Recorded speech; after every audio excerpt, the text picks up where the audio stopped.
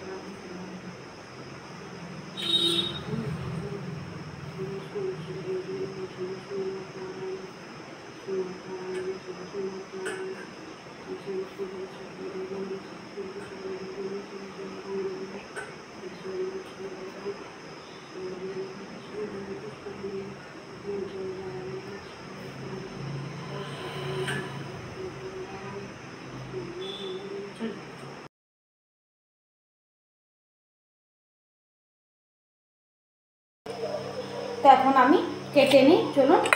পেঁয়াজ, আদা, রসুন, প্রথমে আমি টমেটোটা কেটে নিচ্ছি।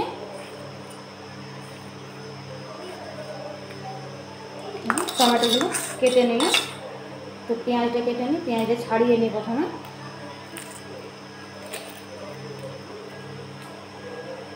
পেঁয়াজটা এদিকে লম্বা লম্বা করে কাটবো।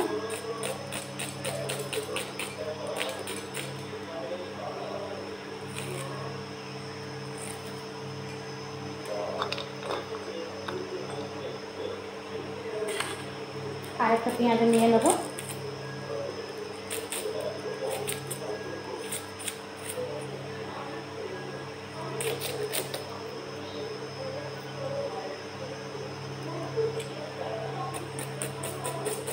তো পেঁয়াজটা এখন আমি কেটে নিচ্ছি।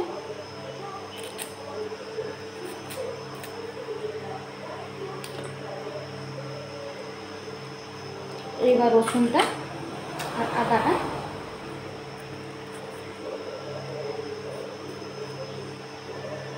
কেটে নিচ্ছি। তারপর এটাকে আমি ভালো করে বেটে নেব।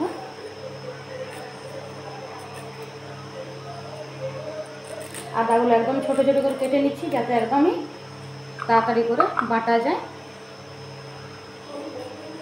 আর যেহেতু দুটো ডিমের ঝোল, তার জন্য বেশি আদা দিলাম না। বেশি আদা দিলে কিন্তু মশলাটা ভালো লাগবে না খেতে। প্রথমে আদার ছালগুলো আমি ছুলে নেব, তারপর আদাটাকে কেটে নেব। দেখুন আদাটাকে আমি এইভাবে কেটে নিয়েছি। এইভাবে যদি না কাটেন তাহলে কিন্তু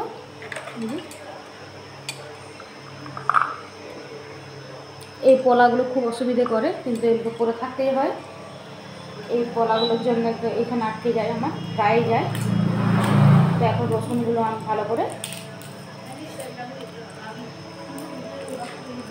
ছাড়িয়ে নিচ্ছি।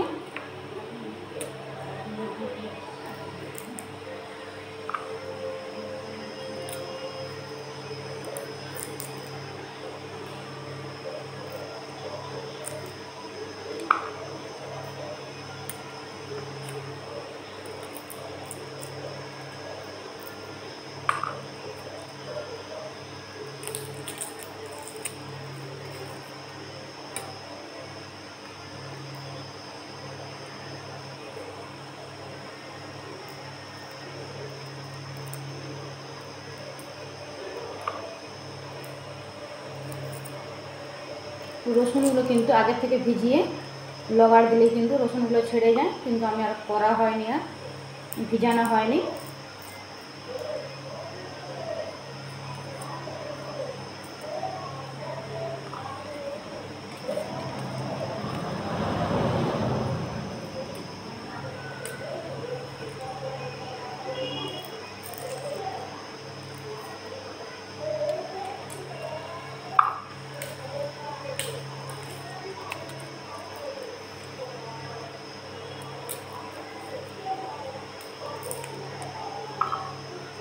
গোটা রসুনের কোয়াটা দেবো না, কারণ অনেক বড় গোটা রসুনের কোয়াটা।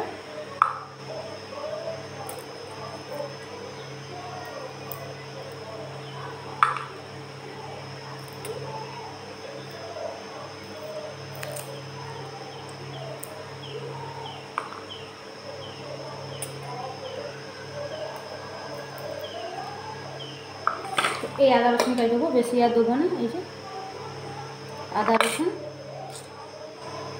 পেঁয়াজ টমেটো। চলুন এখন আদা রসুনটা বেটে নিই। তো এখন আদা রসুনটা বাটবো। আদা রসুন বাটার জন্য শিলনোড়াটা খুব ভালোভাবে ধুয়ে নিচ্ছি। আদা রসুনটা ভালো করে ধুয়ে নিলাম।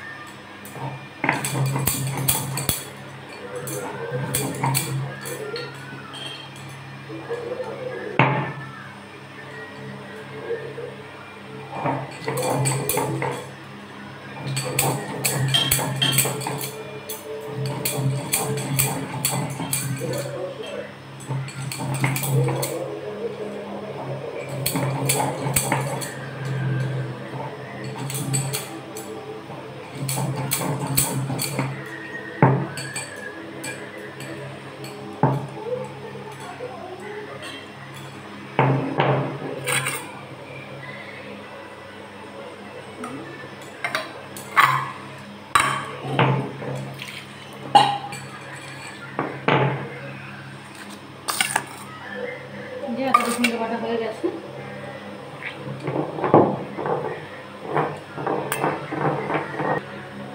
তো এখন আমি এই যে দুটো ডিম নিয়ে নিয়েছি।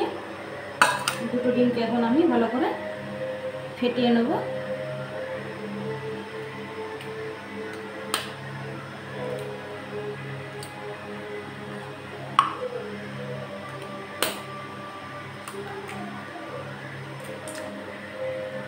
দুটো ডিমকে এখন আমি ফেটিয়ে নেব।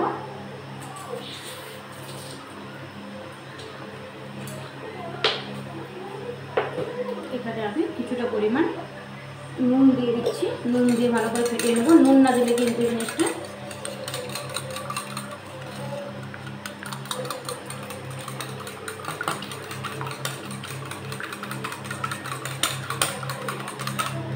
এখন আমার ডিমটা ভালো করে ফেটানো হয়ে গেছে।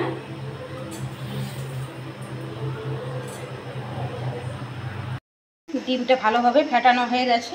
কড়াইটা আমি চাপিয়ে দিয়েছি অন্য কড়াই, আর এদিকে আলুটা কিন্তু সেদ্ধ হচ্ছে। তো কড়াই এখন আমি তেল দিয়ে দিচ্ছি। তেল দিয়ে করে কড়াইটাকে ভালো করে একটু ঘুরিয়ে নেবো, যেহেতু ডিমটা ভাজা হবে। সেহেতু এই ডিমটা আরেকবার ভালো করে ফেটিয়ে নিচ্ছি। তো আজকে এই রান্নাটাই করব। গরমে প্রত্যেকদিন একাদা সবজি টবজি আর ভালো লাগছে না। ডিমটা এখন আমি ভালো করে ভেজে নেব।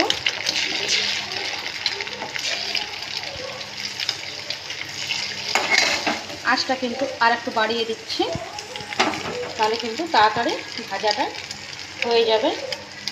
নাহলে কিন্তু তলটা ধরে যাবে আর উপরটা কিন্তু কাঁচা রয়ে যাবে।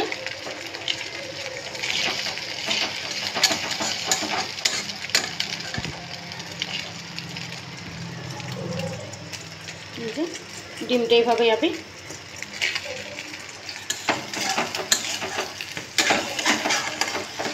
দেখুন একটা হাতে করে কি সুন্দর আমি উল্টিয়ে দিলাম। এবার আমি এটাকে পিস পিস করে নিচ্ছি।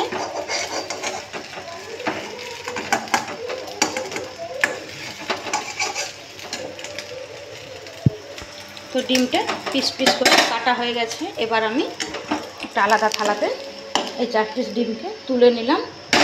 এবার কড়াইটাতে আমি রান্নার মতো তেল দিয়ে দেবো।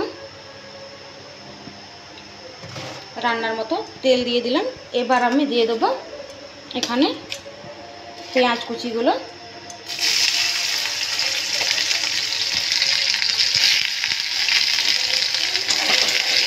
পেঁয়াজ কুচিটা ভালো করে ভাজা ভাজা হয়ে যায় ততক্ষণে আমি দেখি এদিকে আলুগুলো কতটা কি সেদ্ধ হলো।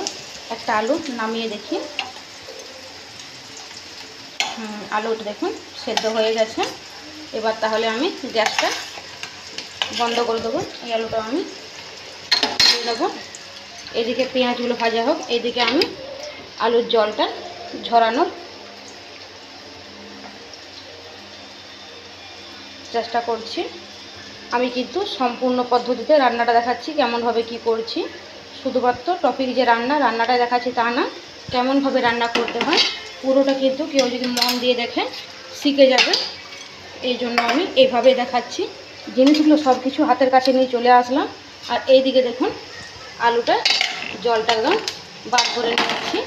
এইদিকে কিন্তু পেঁয়াজটা হালকা হালকা ভাজা ভাজা প্রায় হয়ে গেছে। যেহেতু আলুটা সেদ্ধ আর ভাজা ডিম, তার জন্য আমি টমেটোটা দিয়ে দিচ্ছি, নাহলে কিন্তু এখন আমি টমেটোটা দিতাম না। তো পেঁয়াজের সঙ্গে টমেটোটাও কিন্তু ভাজা ভাজা হয়ে যায়।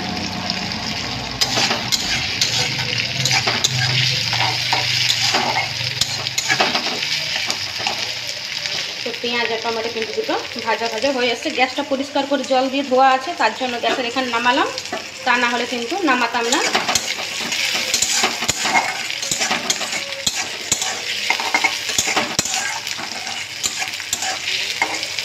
প্রায় ভাজা ভাজা হয়েই গেছে। এবার আমি এখানে এই যে আদা রসুনটা যেটা আছে এটাতে আমি জল দিয়ে দিচ্ছি খানিকটা। জল দিয়ে পরে মশলাগুলো এতে আমি দিয়ে দেবো হলুদের গুঁড়ো, ঝাল লঙ্কার গুঁড়ো, জিরে গুঁড়ো আর পরিমাণ মতো নুন। যেহেতু নুন দিয়ে সিদ্ধ করে রেখে রেখেছি আলুটা, তার জন্য আর বেশি নুন দিলাম না।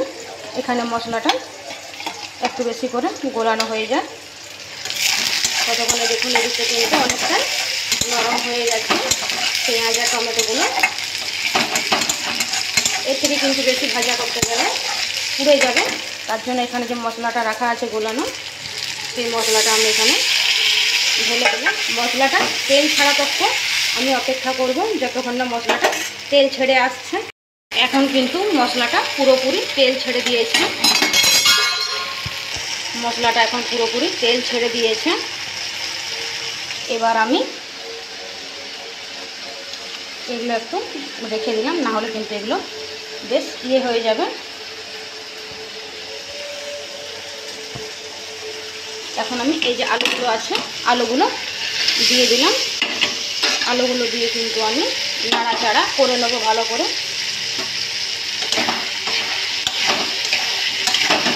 আলুগুলো দিয়ে আমি বেশ কিছুক্ষণ ধরে কষিয়ে নেব।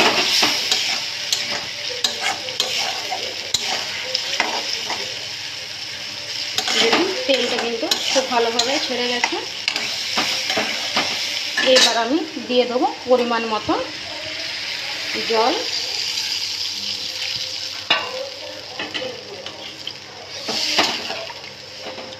জল দেওয়ার পরে আমি এখানে যে ডিমগুলো ভেজে রেখেছি সেই ভাজা ডিমগুলো দিয়ে দেবো।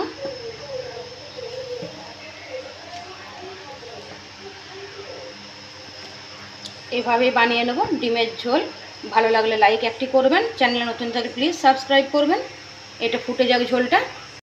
ঝোলটা ফুটতে শুরু করে দিয়েছে। এবার আমি এটাকে ঢাকা দিয়ে দিলাম। ঢাকা দিয়ে পরে 5 মিনিট পরে আমি গ্যাসটা বন্ধ করে দেবো। তো আর কিছু করব না, কোনো মশলা দেবো না। ভালো লাগলে রান্নাটি লাইক অবশ্যই করবেন, চ্যানেল নতুন থাকলে প্লিজ সাবস্ক্রাইব করবেন। দেখা হচ্ছে পরের ভিডিও নিয়ে। যারা ভাবেন রান্না করাটা সহজ কাজ, তো আমাকে দেখে বুঝতে পারছেন রান্না করাটা কতটা কাজ। পুরো গায়ে একদম ঘাম গড়গড় করে গড়াচ্ছে। রান্নাঘরে যারা থাকে তারাই জানে যে রান্না করাটা কতটা কষ্ট।